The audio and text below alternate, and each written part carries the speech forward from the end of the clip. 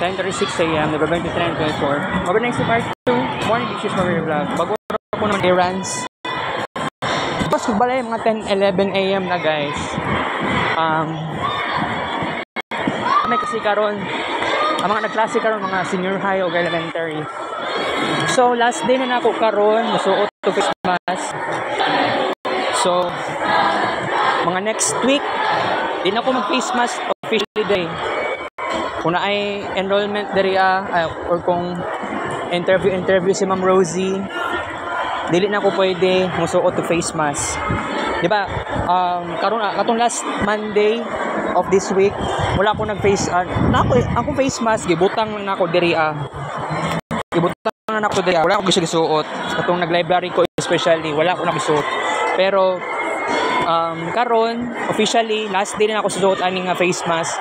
Pero pag abot sa tamang panahon, which is next week, mga ingana or this, di na ako musuot og face mask, di na ako modalag face mask guys. Balag ingani akong itsura, dili ko gwapo, okay lang na. Okay? So di na ako pwede magdugay diri kay nagka-anxious ko guys. Nagka-anxious ko pero bitaw nag-promise ko sa inyo mag-vlog ko karon. Nag-promise ko kagahapon. Ang akong giingon, nag-promise ako nga muanhi dere para pasayon og clearance. Duwa na lang ang kulang sa kuha sa clearance, program head ug sa cashier. Sa program head magpakuan pa ko, maghimo pa ko og script bago ko interviewon ni Ma'am Rosie. Okay? And I will start having a great transformation karon na time. Bro, katong last September, nag-start na po tayo sa ating transformation sa Marvin Ray Vlog especially. Wala gani kung nag-vlog gani no. Ikan sa balay paad to dere. Wala na naitabo na. Kung may tabo na siya next time, bihira na dapat na siya buhaton. Okay? And then hapit na ko magkuan guys. Hapit na ko mag third year. Hapit na ko mag third year second sem. Pero I think napa ko re-ed 4 so basig nasihan pa na ako. Kasi sudlan pa na akong re-ed 4 sa second year nga evening. Pero ang maka-decide ana siguro ang taga-cashier ug ang registrar. Di na ako pwede magdugay sa tuang vlog karon guys kay nagka-anxious ko with some of unsay mga reason nga nagka-anxious ko. Alam niyo naman na nakagahapon tungod sa final PT, mao gyud na ato ang diferensya. So, mao gani nga nagka problema po ko karon pud sa confidence. Instead na okay na ako pero bitaw si Sean Montilla kuan man gud siya kanang lahi pagka-perfectionist na classmate, lahi lang gud ang ila Muhammad kay lahi simplified na kayo ang ilahang final PT ba sa MS Word, pina-research gani pina-thesis. Pero kay Montilla lahi gud kaayo siya. Ako wala ko kaalam-alam ani ba, mao gani nga wala ko nitabang ila Montilla og kuson. Ako na lang ni gasto sa print, ako ni gasto sa folder.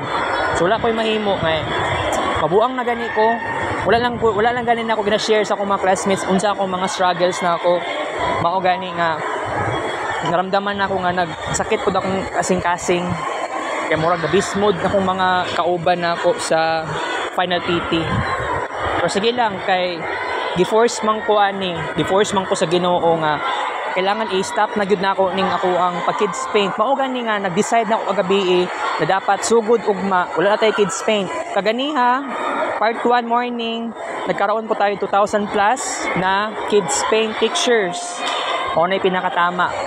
So dapat magparami po tayo ng kids paint pictures karon kasi last day na po tayo sa ating last day na gyud ako sa kids paint. Mo promise jud ko guys kasi focus ko dapat sa school, sa kong college life, sa kong college major.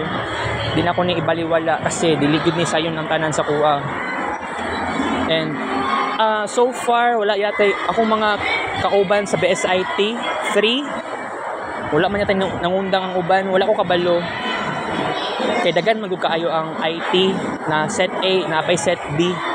Sa set A ko na belong, pero I hope pagka second semester wala nang tayo set A, set B. Kay dapat mag-classmate na lang taninyo tanan.